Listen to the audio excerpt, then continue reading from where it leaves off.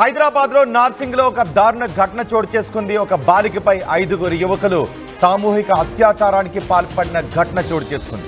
బాలికపై 5గురు యువకులు అత్యాచారానికి పాల్పడడంతో ఆ బాలిక చేసిన ఫిర్యాదుతో పోలీసులు ఆ యువకులను అదుపులోకి తీసుకున్నట్టుగా తెలుస్తోంది. 5గురు నిందితులపై పోక్సో కేసు నమోదు చేసినట్టుగా తెలుస్తోంది. ఆ బాలిక మైనర్ బాలికపై 5గురు యువకులు అత్యాచారానికి పాల్పడిన ఘటన నార్సింగి పోలీస్ స్టేషన్ పరిధిలో చోటు చేసుకుంది. ఈ ఘటనకు సంబంధించి పూర్తి సమాచారం మా ప్రతినిధి శిల్ప అందిస్తారు. శిల్ప, ఏం జరిగింది అసలు? పోలీసులు ఏం చెప్తున్నారు? బాలిక పేరుని మనం చెప్పడానికి అవకాశం లేదు, కానీ ఈ 5గురు యువకులు ఎవరు అసలు?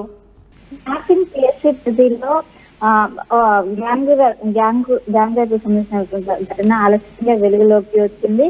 ఈ రోజు నార్సింగ్ కేసులో దీనిపైన కేసు నమోదైంది. ముఖ్యంగా మైనర్ గా ఉన్నటువంటి 5గురు ఎవరైతే దీంట్లో ఉన్నటువంటి వాళ్ళపైన ఈ రోజు నార్సింగ్ కేసు నమోదైంది. ముఖ్యంగా వాళ్ళపైన పోక్సో కేసు అనేది ప్రస్తుతం పోలీసులు అనేది నమోదు చేశారు.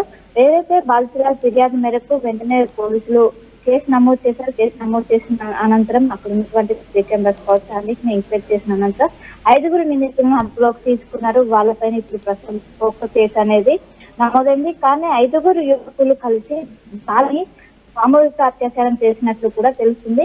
కానీ ఈ విషయం కూడా ఎక్కడ కూడా బయటకు రాలేదు, చాలా ఆలస్యంగా బయటకు వచ్చింది.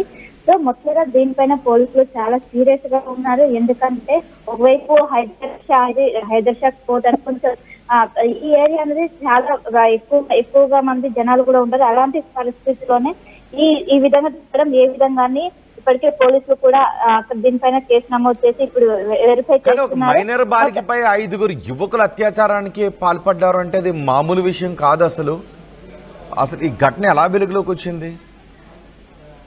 ఇప్పటికే బాలికకు సంబంధించినటువంటి వాళ్ళు ఈ ఘటన జరిగిన అనంతరం వాళ్ళు పోలీసులను ఆశ్రయించారు. పోలీసులను ఆశ్రయించిన వెంటనే వాళ్ళు అక్కడ ఉన్నటువంటి ఆధారాల ప్రకారం వెంటనే అక్కడ ఉన్నటువంటి 5గురు బాలుల్ని అదుపులోకి తీసుకున్నారు. వాళ్ళపైన పోక్సో కేసు అనేది నమోదైంది. వెంటనే బాలికని హాస్పిటల్ తీసుకెళ్లి పరీక్షలు కూడా చేశారు. పరీక్షల కోసం ప్రస్తుతం ప్రభుత్వ ఆసుపత్రికి తరలించారు. వాళ్ళందరూ కామంతోనే ఇదంతా చేసినట్టు కూడా ప్రస్తుతం అయితే తెలుస్తుంది.